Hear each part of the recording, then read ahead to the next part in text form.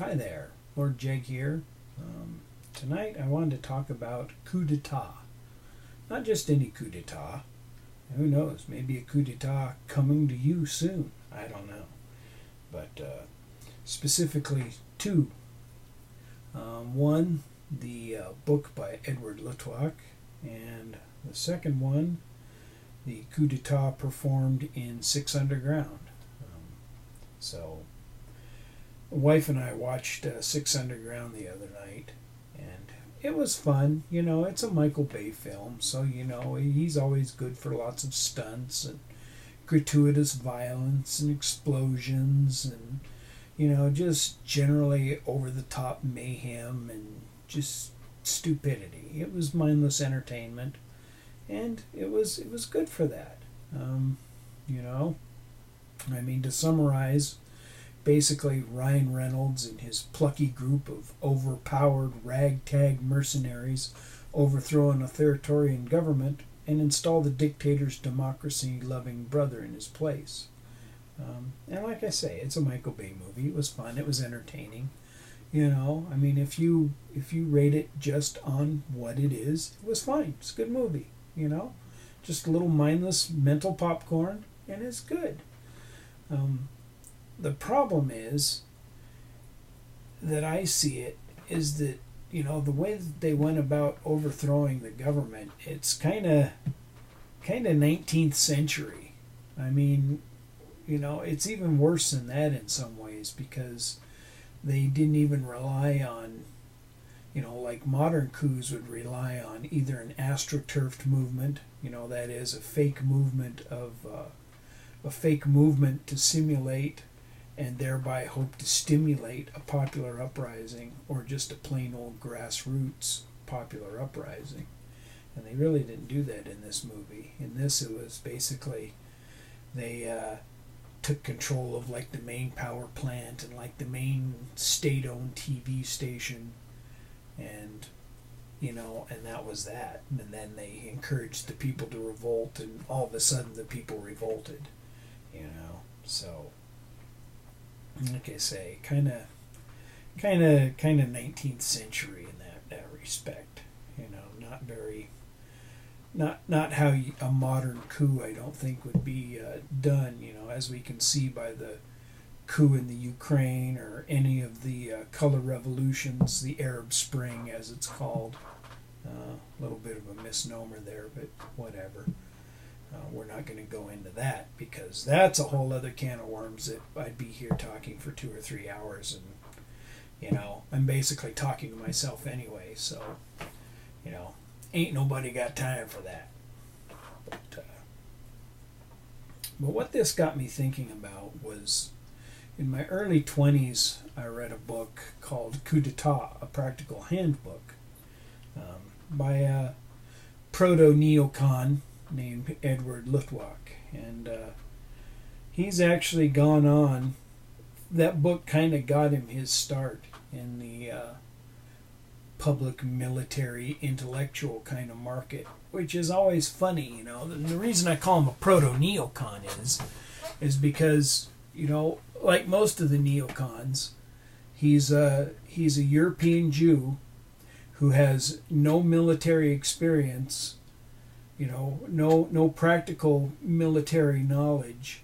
It's just basically book knowledge. And I don't think that he was ever a Marxist. That's the only thing. I don't think he was a Trotskyite or a Marxist, because he was born in Romania, but I think he grew up in London. Now, does that, maybe not. Maybe he's a Trotskyist, maybe he's not. I don't think there's anything ever been on record where he was an ex-Trotskyist or anything like that, unlike most of the other neocons. But he knows what's his name? He knows Wolfowitz.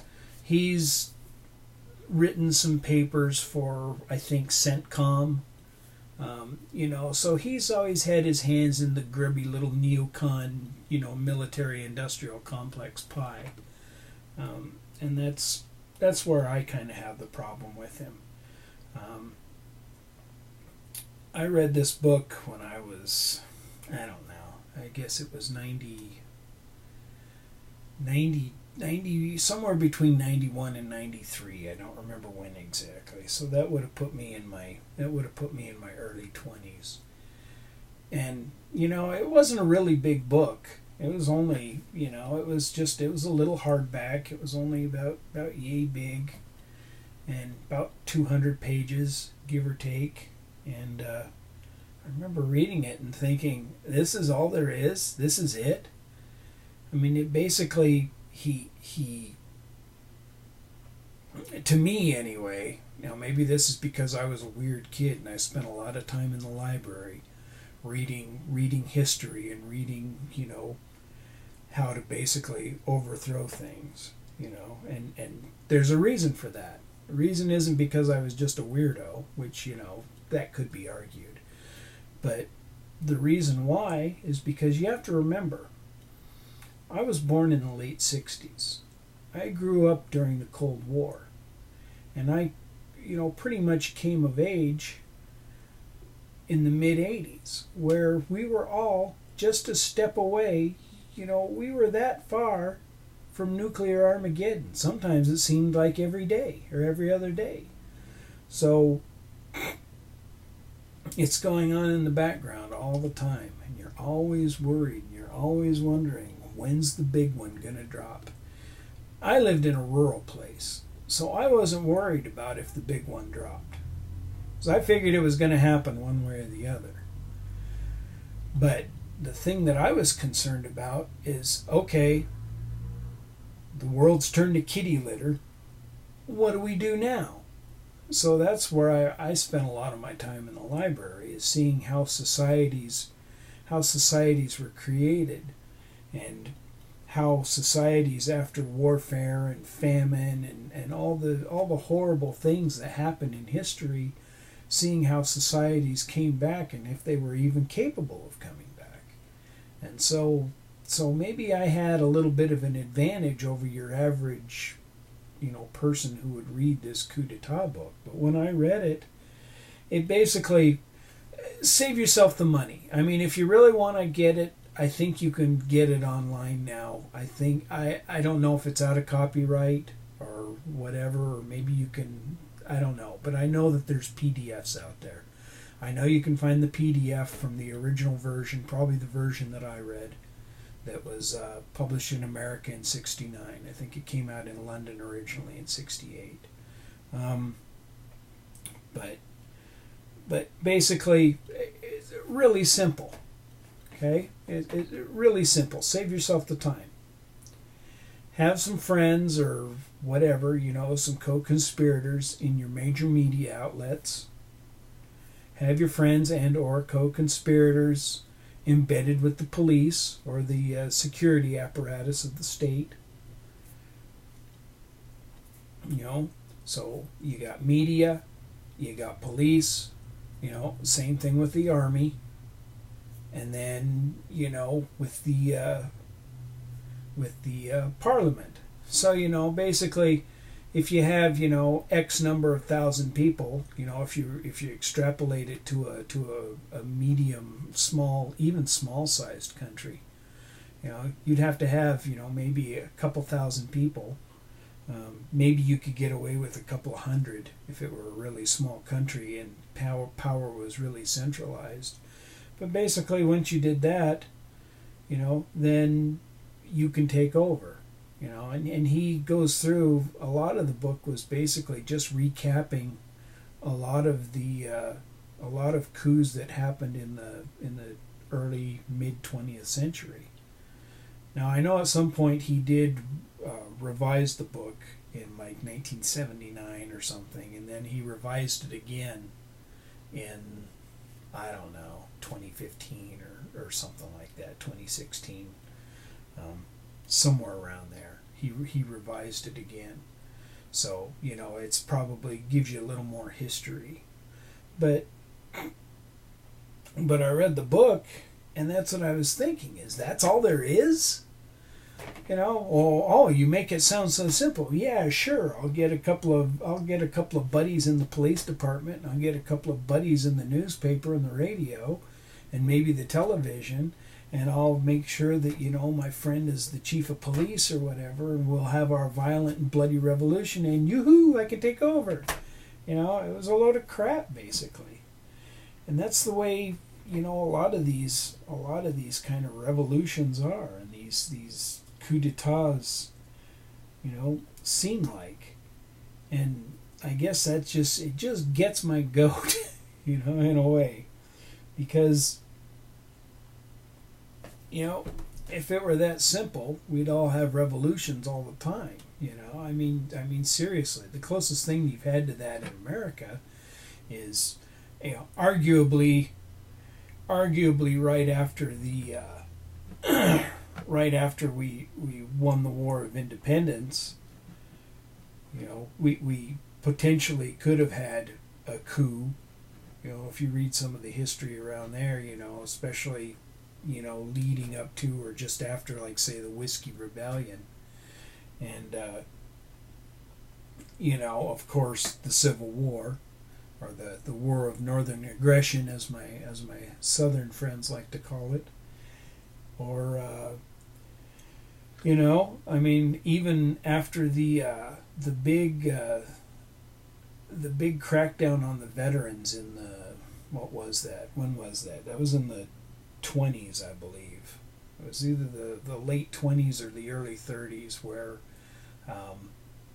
MacArthur, basically, there was a lot of soldiers from World War One that were demanding some benefits because of the fighting that they were promised by the government.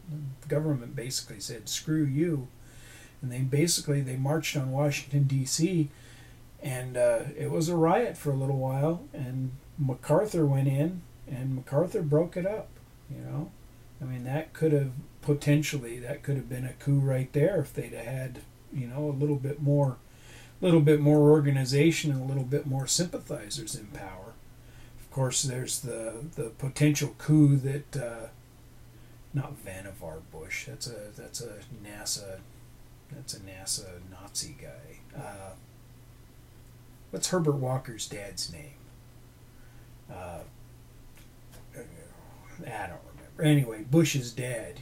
He was basically, he got into some trouble for colluding with the Nazis before and even during World War II. But he was planning a coup. And again, but here's the problem. Again, you got to have a grassroots kind of effort going on. You got to have popular support, or you have to be able to astroturf it, and that is, grease the right palms with the right people, so that way it appears to be a natural movement. And kind of rambling on a little bit, that's kind of the way that these, if you think about it, that's kind of the way most of these popular culture is kind of that way. If you think about it, what do? They astroturf it.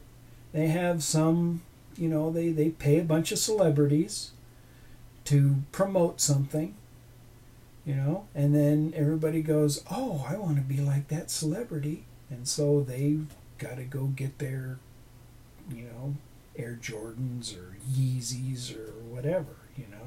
It's kind of the same thing. If you think about it, the consumer revolution of the post-World War II era is almost completely an astroturfed phenomenon.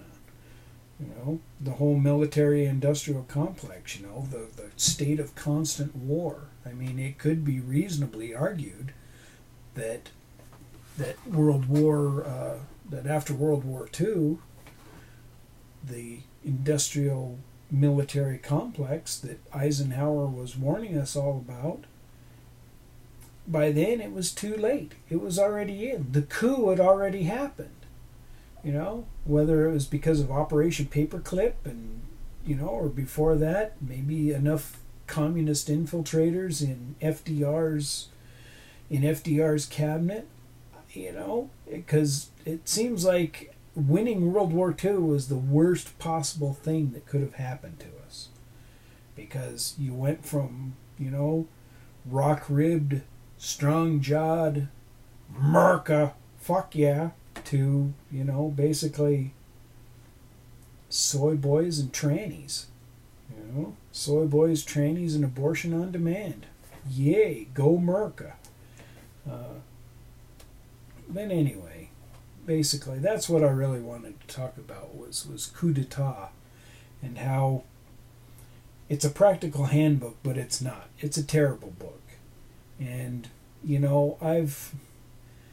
I think I've read one or two things by Luttwak later on, and again, I'm just not overly impressed. The fact that he impressed the neocons, and may even be a crypto neocon,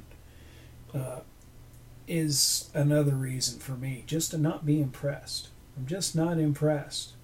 And watching Six Underground just kind of brought this all kind of to the fore. Like I'm watching this going on, and it's like, again, it's like, what an utter load of bullshit.